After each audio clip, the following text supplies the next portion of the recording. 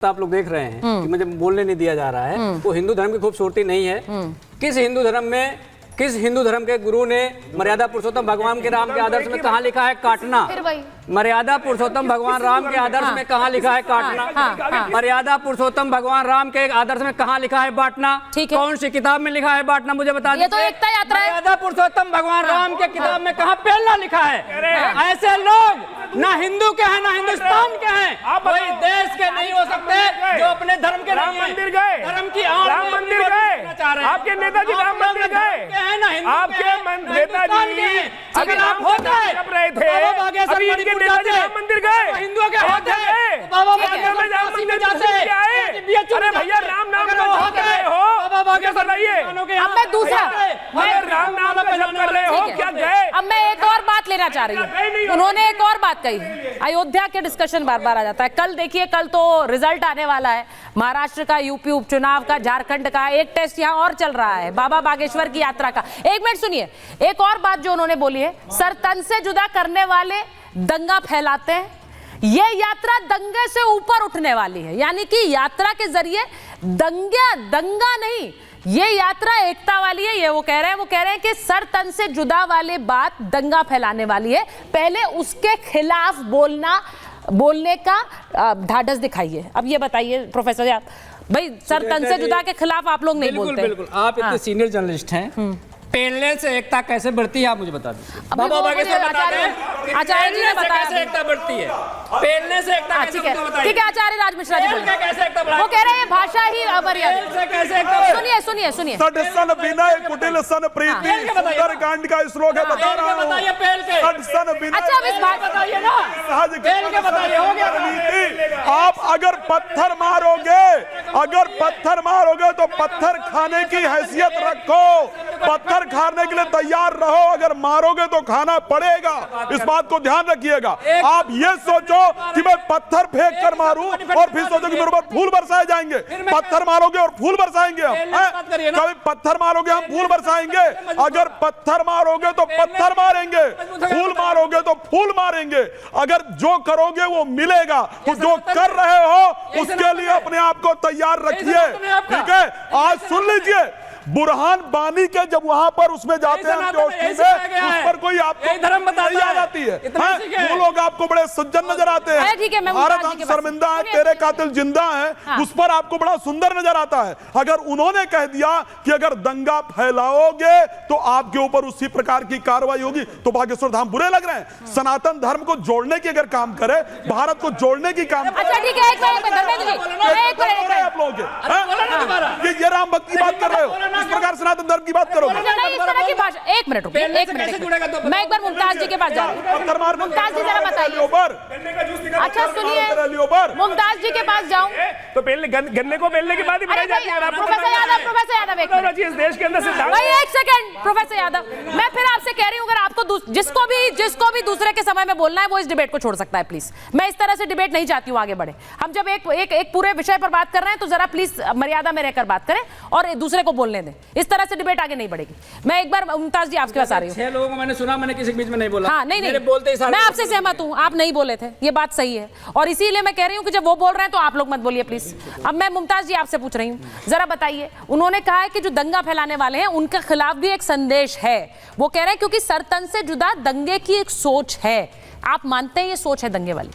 नहीं, देखिए बिल्कुल सरतन से जुदा का हमने कभी समर्थन नहीं किया है। ठीक है।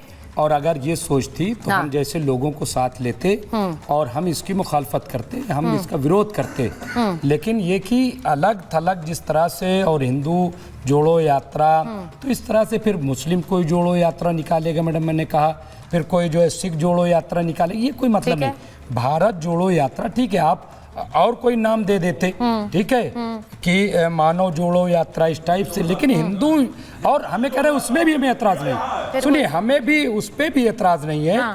लेकिन जब आप जोड़ने के लिए निकले हैं तो एक लफ्ज, और खास तौर से जब आप संत हैं, आपको करोड़ों करोड़ लोग सुनते हैं, तो आपकी जिम्मेदारी ये है कि शब्दों का चयन, ठीक है, लफ्जों का इंतखाब बहुत अच्छा होना चाहिए, क्योंकि हमने किसी ऋषि मुनि को नहीं सुना। तो एक बात बताइए, आप कह रहे हैं कि वो संत हैं और इसीलिए वो उनको मानव जोड़ो यात्रा की बात करनी चाहिए थी, तो मौलाना नुमानी को आप क्या मानते हैं? कौन मौलाना? हमने नहीं जानते आप नोमानी जी को? नहीं जानते? नहीं जानते। नहीं जानते आप? ना। अच्छा, तो आप उन्हें मानते नहीं, उनकी कोई हैसियत नहीं है? नहीं, मैं पूछ रही हूँ, मतलब आप नहीं जानते, नहीं हैसियत। अच्छा, नोमानी जी, अच्छा मौलाना नोमानी बीजेपी के एजेंट है। नहीं, ये बहुत अच्छी बात है आपने ये कह दी, क्योंकि वो भी मुसलमानों को एक करने की बात करते हैं। ये भी बीजेपी के एजेंट है। हाँ, अच्छा, ये भी बीजेपी के, ठीक है। मौलाना नोमानी है वो बीजेपी के एजेंट हैं, वो कह रहे हैं, यानी मुसलमानों को एकजुट करने की बात। बीजेपी नहीं, मौलाना नोमानी पर बोलिए। उन्हीं के कहने से नहीं, नोमानी भी एजेंट है। अच्छा, नोमानी भी एजेंट है, ठीक है, ठीक है। इस पर सुनिए, इस पर एक बार राय ले रही हूँ। वो कह रहे हैं कि मौलाना नोमानी जो है वो बीजेपी के एजेंट है।